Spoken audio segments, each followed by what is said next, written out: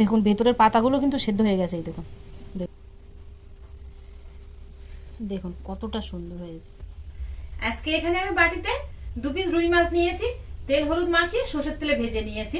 মাছগুলো দেখুন খুব ভালো করে মিডিয়াম ভাজলেও হবে, তবে আমি একটু কড়া করে ভেজে নিয়েছি। এই 2 পিস মাছ দিয়ে সিম্পলের মধ্যে কম উপকরণে আর কম সময়ে একটা মুখরোচক অসাধারণ রেসিপি বানাবো। আশা করছি আপনাদের সকলের ভালো লাগবে। পুরো ভিডিওটা প্রথম থেকে শেষ পর্যন্ত দেখলে। রেসিপিটা বানানোর জন্য মাছগুলো তো আমি আগে থেকে ভেজে নিয়েছি, তবে মাছগুলো থেকে এবার কাঁটাগুলো বেছে আলাদা করে নেব।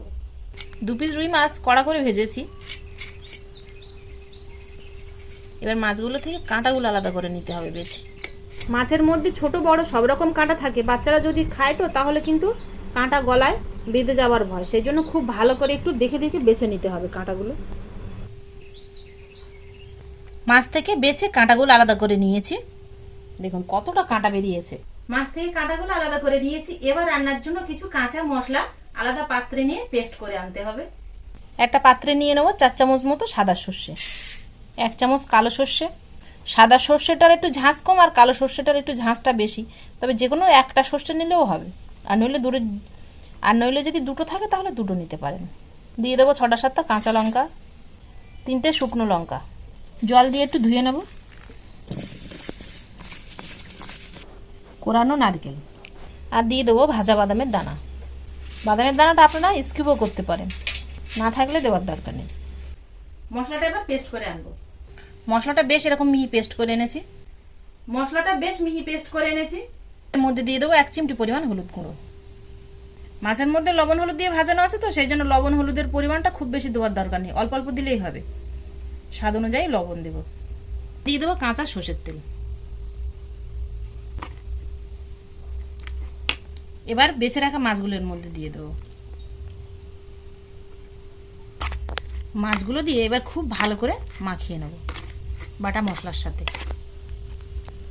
মাছটা দিয়ে খুব ভালো করে মাখিয়ে নিতে হবে, তাহলে টেস্টটা ভালো আসবে। মাছের সাথে মশলাটা দিয়ে খুব ভালো করে মাখিয়ে নিয়েছি। এবার যেটা মেন উপকরণ লাগবে আমার পাতুড়ি বানানোর জন্য, আমি কিন্তু কলা পাতায় পাতুড়ি বানাবো না, আপনারা দেখতে থাকুন। পাতুড়ি বানানোর জন্য বাগানে যাব এবার সে মেন উপকরণটা নিয়ে আসতে। পুঁইশাক পাতার সাইজগুলো দেখুন কতটা বড় বড়, এরকম বড় বড় দেখে পুঁইশাকের পাতা তুলে নেব কটা।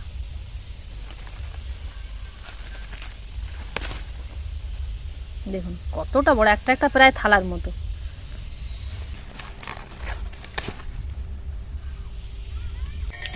পাতাগুলো তুলে জল দিয়ে পরিষ্কার করে ধুয়ে নেব।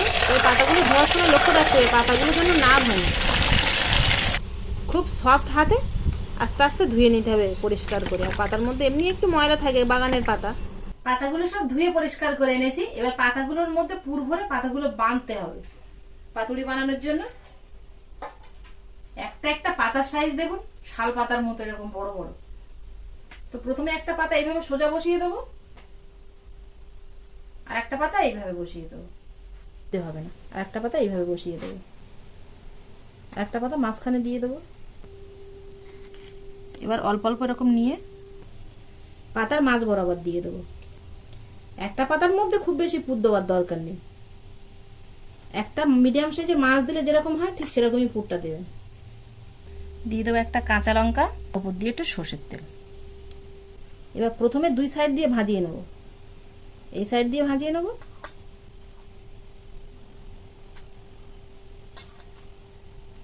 তারপরে 2 মাথা ভাজিয়ে নেব।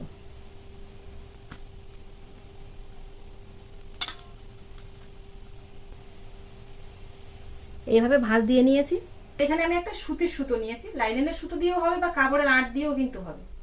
এবার এটাকে বেঁধে নেব, একবার এইভাবে আর একবার একটু এইভাবে আড়ে। 2 মাথা ধরে এইভাবে গিট দিয়ে নেব।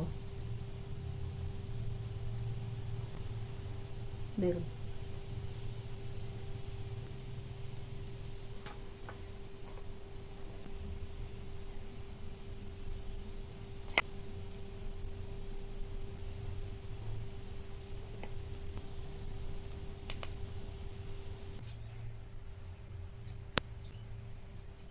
এখানে আমি 4টে বানিয়ে নিয়েছি। এবার এগুলোকে গরম তেলে ভেজে নেব।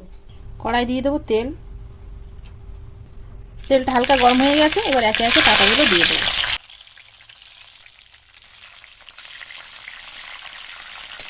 ঢাকনা চাপা দিয়ে দেবো। একটু ঘন ঘন উল্টে পাল্টে দিতে হবে, তাহলে পাতাগুলো সেদ্ধ হয়ে যাবে। আর ফ্লেমটা কিন্তু লো থেকে মিডিয়াম রাখতে হবে, খুব হাই ফ্লেমে দেওয়ার দরকার নেই, তাহলে টক করে পুড়ে উঠবে আর পাতাগুলো সেদ্ধ হবে না।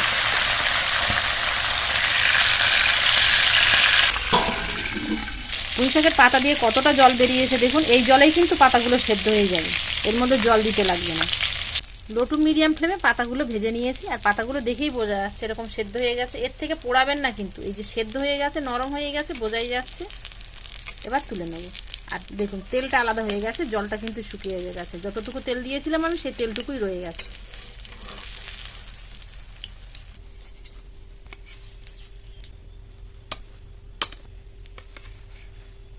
পাতুড়িগুলো একটু ঠান্ডা হয়ে গেছে, এবার আপনাদের খুলে দেখাচ্ছি আমি।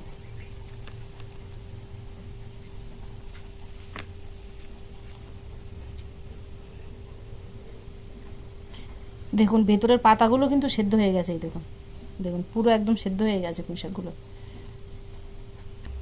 পাতা খোলার সাথে সাথে এত সুন্দর একটা সেন্ট আসছে, এই গন্ধ শুকেই তো এক থালা ভাত খাওয়া হয়ে যাবে। দেখুন কতটা সুন্দর হয়েছে।